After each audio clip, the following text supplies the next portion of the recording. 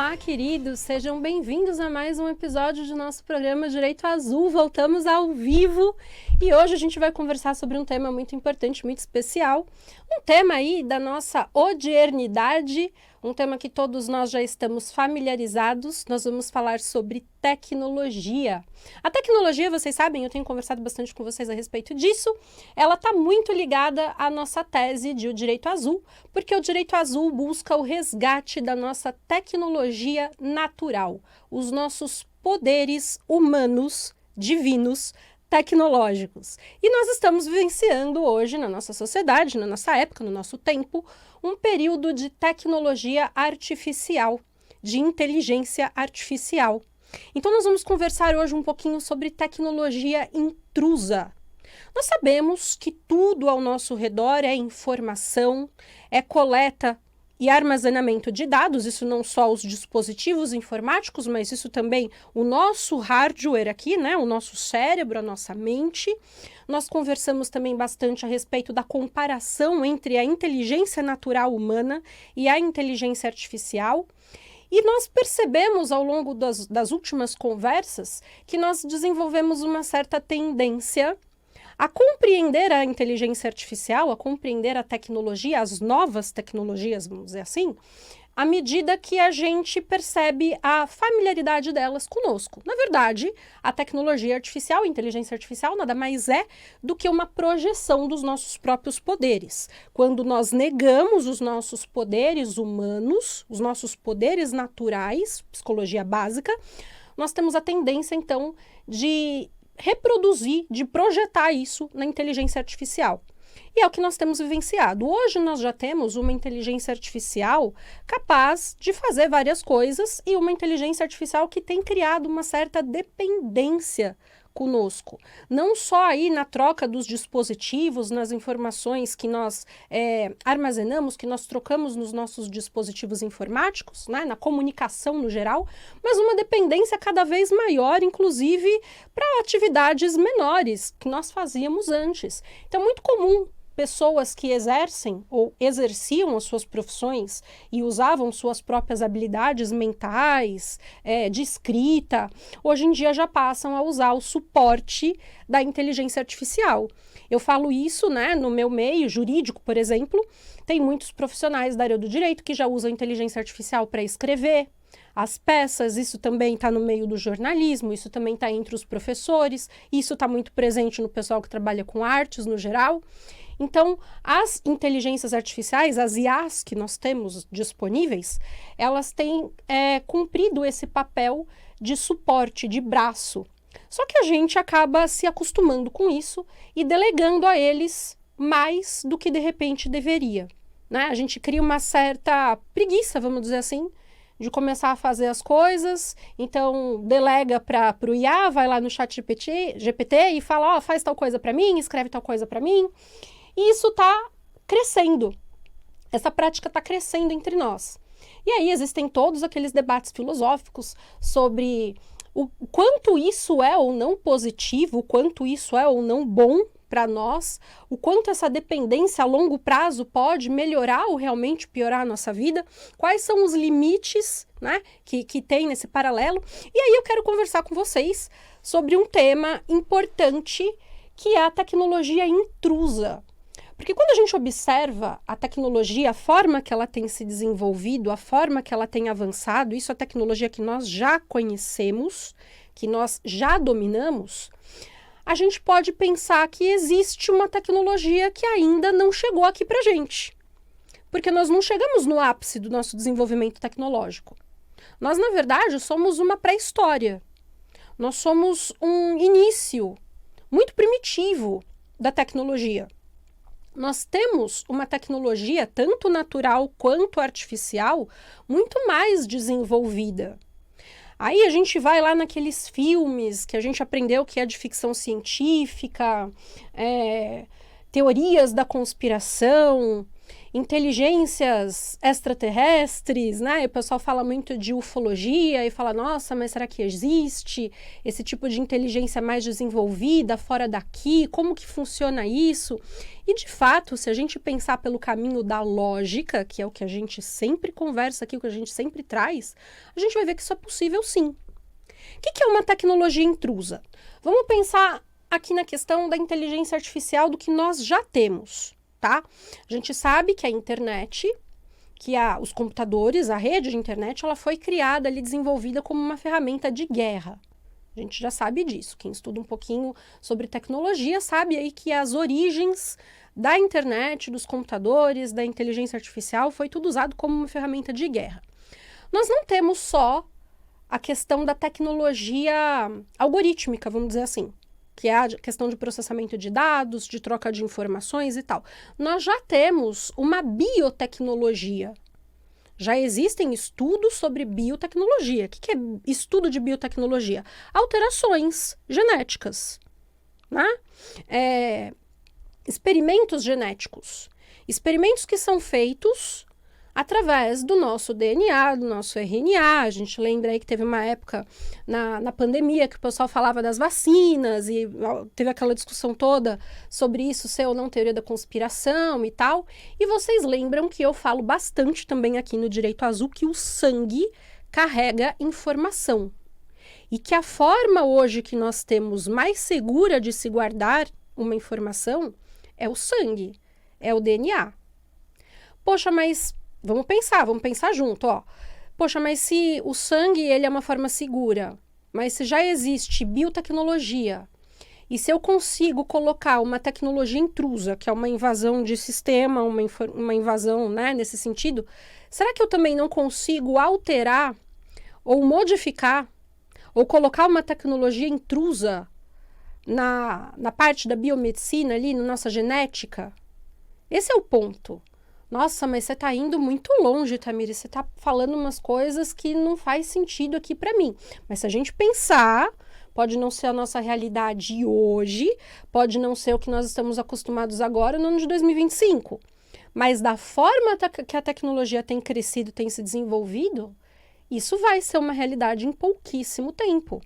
Nós temos que pensar que há 10 anos nós não tínhamos o que se estuda hoje de inteligência artificial. Existia ali uma pré-cognição, existiam algumas previsões, mas não o avanço rápido como está. E nós temos que pensar também que todo o avanço da tecnologia que nós já chegamos, a esmagadora maioria não é divulgada. Porque, lógico, existe aí os objetivos comerciais, existem o campo de pesquisa que ainda não é divulgado, que ainda não tem tanta familiaridade popular, mas são estudos que já existem comprovações. Então, qual que é o ponto principal? Por que eu estou falando de tecnologia intrusa aqui com vocês no Direito Azul? Lembra que eu falei sobre manipulação de informação? E aí, o objetivo nosso é pegar a questão religiosa, a questão dogmática e romper com esses padrões de crença, porque nós não estamos mais na era da crença, nós estamos na era da verdade. O que é a era da verdade? A era da comprovação científica.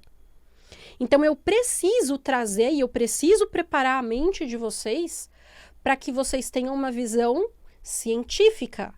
Porque nós vamos juntos explicar todos os chamados de fenômenos, né, espirituais, inclusive a própria linha do tempo aí da Bíblia, dos livros ditos sagrados, da história, das religiões, tudo isso a gente vai trazer para uma explicação científica. Porque nós estamos na era da verdade. E aí a tecnologia, ela é um ponto que se encaixa muito bem nisso. Porque nós já temos algumas informações, alguns avanços de pesquisa e de introdução nesse sentido, introdução de assunto nesse sentido.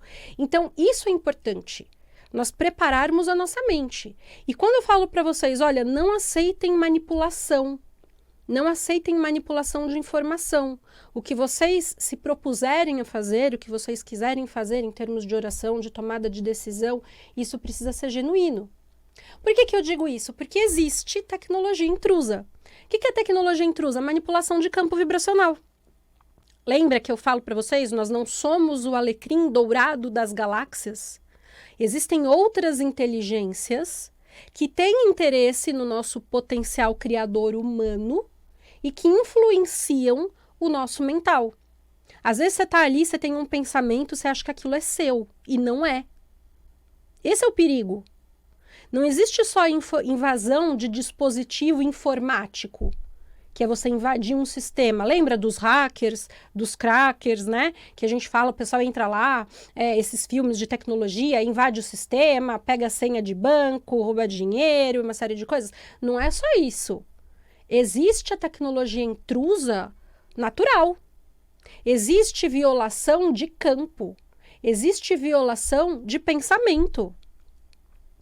Esse é o perigo. Poxa, mas eu consigo bloquear ali as informações que estão no meu dispositivo informático com uma senha, por exemplo, com uma criptografia. Como que eu faço isso no meu campo vibracional, no meu campo humano? Como que eu protejo os meus pensamentos de uma tecnologia intrusa? Para que ninguém venha plantar uma ideia, para que ninguém venha plantar um vírus no meu sistema. Porque existe implante de chip, existe uma série de coisas, de tecnologia intrusa natural no nosso campo humano, nos nossos corpos mais sutis. Quem estuda apometria, por exemplo, sabe disso. Ah, mas você está falando de ciências que não tem comprovação científica, você está falando de... Gente, não tem comprovação científica porque ninguém senta o popô ali na cadeira para pegar essa validação, porque existe. Tá? Essa validação científica, ela precisa começar a ser escrita, a ser comprovada. Porque todas as ciências se encaixam. Isso a gente já conversa também. O conhecimento, ele é único. A gente separa ali para poder estudar, mas o conhecimento, ele é único. E a tecnologia está aqui justamente para comprovar isso. E nós não podemos achar que a nossa tecnologia já é extremamente avançada. Não é. À medida que isso for crescendo, à medida que o tempo for passando, a tendência é que as coisas deixem de ser físicas, analógicas e passem a ser mais digitais. Como que era a fotografia há 20 anos? Como que é a fotografia hoje? Há 20 anos nós falávamos em e-book?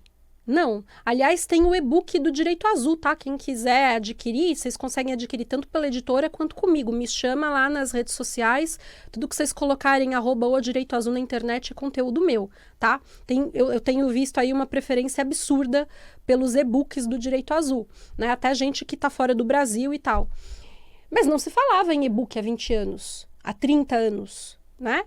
E hoje já, a galera já prefere o e-book do que o livro físico. Então, as coisas, elas têm tendência a deixar de ser mais materiais, matéria densa, corpórea, analógica. Eu ainda sou do papel e caneta, vocês podem ver aqui que eu estou escrevendo. Mas não é mais a realidade da geração que está chegando, o pessoal nem anota mais. Quem é professor, dá aula em faculdade, que nem eu, sabe disso. O pessoal nem anotar anota. Tá ali ouvindo ou tá gravando. Como vai ser as gerações daqui 20, 30 anos? Às vezes nem isso. Aí a gente vai evoluindo a tecnologia. A gente vai deixando de falar, vai usando a telepatia, vai se comunicando por pensamento. O corpo vai diminuindo a densidade. Então, o que é físico, corpóreo, não precisa mais ser tão físico, pode ser mais sutil. E aí a gente vai chegando em esferas que hoje nós chamamos de espirituais. E, na verdade, são esferas apenas com uma tecnologia maior, mais desenvolvida. Agora, quando eu falo de uma tecnologia maior, mais desenvolvida, eu preciso ter ciência dessas manipulações de campo. Porque existe. Vamos falar em espiritualidade, que é o que a gente está acostumado, a nossa linguagem aqui de pré-escola. Porque o termo espiritualidade é uma linguagem pré-escolar, tá? Mas vamos imaginar, tem lá os espíritos. O que são os espíritos? São inteligências, são seres com uma tecnologia mais desenvolvida ou com uma tecnologia que não precisa deste hardware, né, corpóreo, deste hardware de carne, desse hardware humano. Então, elas operam em esferas mais sensíveis, não visíveis aos nossos olhos. Vocês sabem que nós enxergamos e percebemos a nossa realidade numa porcentagem muito pequena. Mais de 90% do que existe da nossa realidade ela não é vista com os nossos olhos, ela não faz composição ali com os nossos 5 sentidos. Né? Nós enxergamos muito pouco da nossa realidade, nós ouvimos com os ouvidos físicos muito pouco. Então, quem são os médiums, nesse sentido todo que eu estou falando com vocês? Quem são os médiums? São pessoas que têm uma capacidade maior de assimilar esse tipo de tecnologia. Não são pessoas, nossa, ela tem um dom e o outro não tem. Na verdade, ela tem uma abertura de canal, que é possível a todos os demais, desde que você queira. Vocês conseguem perceber como a nossa odiernidade, como a nossa época, ela tem mostrado e tem já automaticamente, se a gente pensar pela lógica, ela já tem automaticamente mostrado que o mundo espiritual existe dentro de um ponto de vista científico-tecnológico. E que quanto mais avançado isso menos denso de matéria também.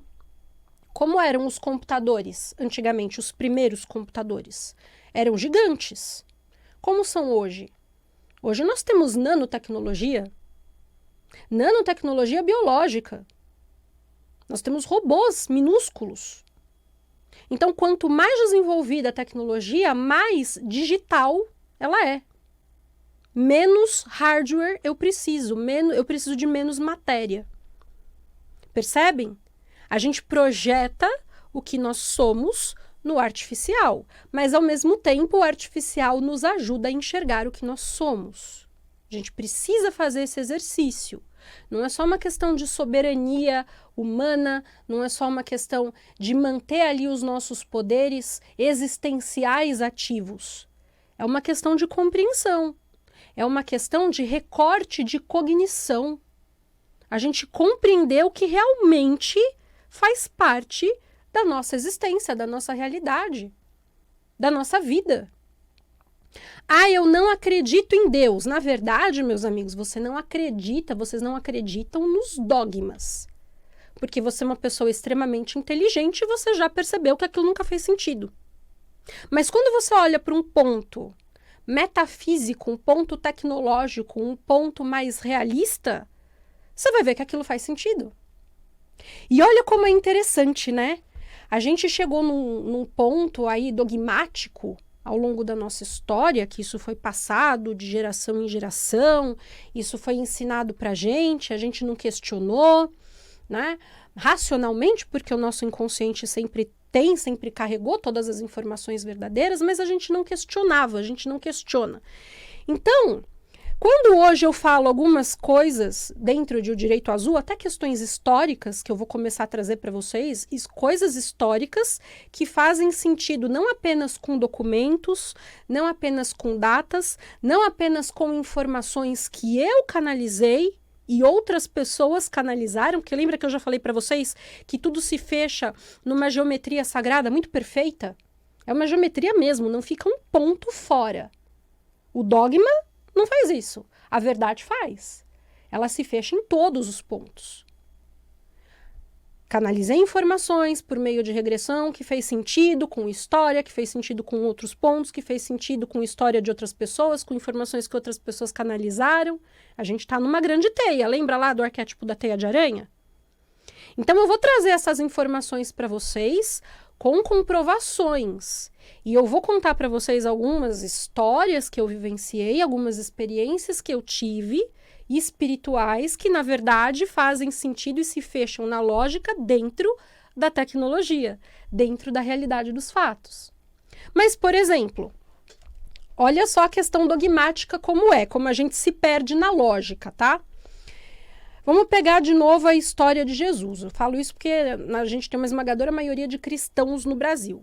E Jesus, ele é uma figura que mudou o calendário, que modificou a história e que mesmo os que não são cristãos reconhecem a figura dele de alguma forma. Então, conta-se na história, na igreja, né, que Jesus operava milagres, que Jesus fazia uma série de coisas, ensinava, fazia atos extrafísicos, né, materializava, desmaterializava, uma série de coisas. E a gente acredita nisso e ninguém questiona. Então, Jesus andou sobre o mar. Legal, isso tem validação para todas as religiões. Ah, ele transformou água em vinho. Legal, isso é considerado. Mas se eu falar que Jesus foi casado, teve uma filha e 3 netos, aí é absurdo. Quer dizer, percebe a lógica disso? A coisa que é mais natural, que é mais possível, que é mais humana de todas. Ah, não, isso é loucura, isso é absurdo. De onde você tirou isso? Isso não tem comprovação histórica, não tem comprovação científica, não tem validade. Não, mas Jesus nasceu de uma virgem. No nascimento dele, ela era virgem. Ah, não, ninguém questiona isso. Gente, não estou dizendo que foi ou não foi, mas vamos pensar dentro da realidade. Vamos tirar o dogma da frente. Por que é mais fácil e mais realista ele ter transformado água em vinho? Ou ele ter operado determinado milagre, da multiplicação, por exemplo, 5 pães e 2 peixes, não é isso? Como é que é mais possível isso de ter acontecido do que o ato mais normal de todos, dele ter sido casado e ter tido uma filha? Por que isso tiraria algo da história dele? Por que isso removeria os poderes dele? Ou diminuiria o que ele significa para as pessoas? Por que a humanidade, uma vez que ele encarnou e uma vez que ele se fez humano para mostrar que o divino é humano e o humano é divino, por que isso não poderia e não pode ser aceito? Se a criação de absolutamente qualquer coisa, ela é feita através da união das duas energias, das duas polaridades, a masculina e a feminina. De novo, não estou falando de ideologia, de sexualidade, de homoafetividade, não estou falando disso. Estou falando de união de polaridades de energia. E isso é essencial para criar qualquer coisa.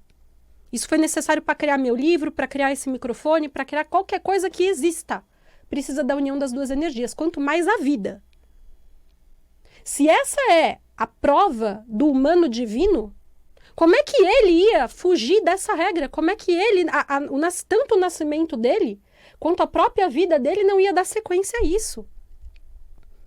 Percebe como faz lógica? Então a gente perdeu a lógica básica. O dogma, a religião, tirou de nós a lógica básica. A gente precisa resgatar isso com urgência. Para que a nossa vida comece a fazer sentido, para que nós possamos alcançar a nossa cura, não só física, mas também emocional, mental, energética e por aí vai. Porque nós temos direito à felicidade, nós temos direito à verdade, nós temos direito à inteligência, nós temos direito de saber como realmente funciona a realidade. Chega de dogma. Chega de religiões que não fazem sentido porque não explicam a verdade. Ah, isso é mistério de Deus. Não questione Deus. Gente, que mistério? Não existe mistério. A verdade sempre esteve ali na nossa cara. É só você olhar.